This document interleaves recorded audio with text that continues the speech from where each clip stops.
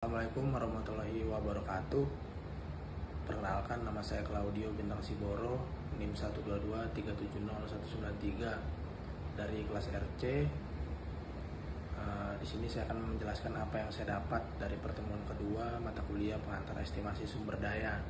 Yang pertama, dari kata estimasi sendiri, yang berarti kita memperkirakan nilai yang mendekati nilai sebenarnya.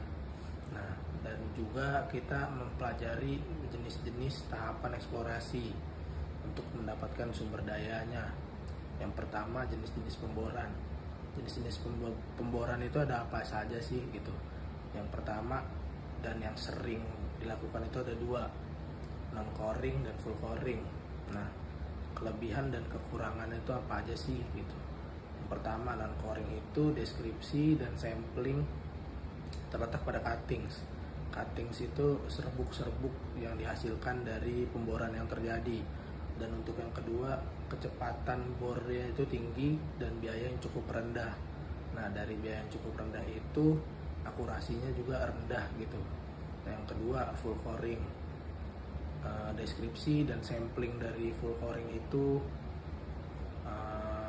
terletak pada full bornya. Jadi kita melihat keseluruhan lapisan batuan itu dari full coringnya.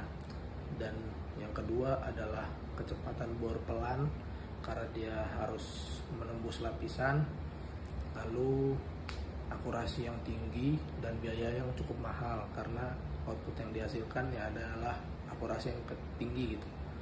Nah, dari data-data pemboran itu apa aja sih data-data pemboran itu isinya? Yang pertama, titik koordinat. Yang kedua, elevasi. Ketiga, kedalaman. Yang keempat, sudut kemiringan jika pemboran dilakukan secara miring. Dan yang kelima, total kedalamannya. Nah, untuk endapan batu bara itu sendiri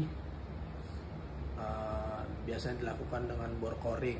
Dan jikalau kita tidak mempunyai data bor, kita harus mempunyai data logging geofisika. Nah, untuk meyakinkan bahwa terdapat endapan di situ gitu, di daerah tersebut.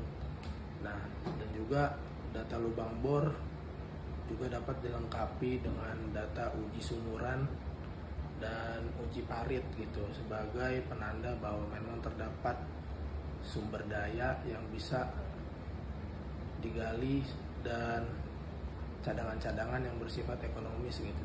Sekian yang saya dapat dari pertemuan kedua ini, kurang lebihnya mohon maaf. Terima kasih.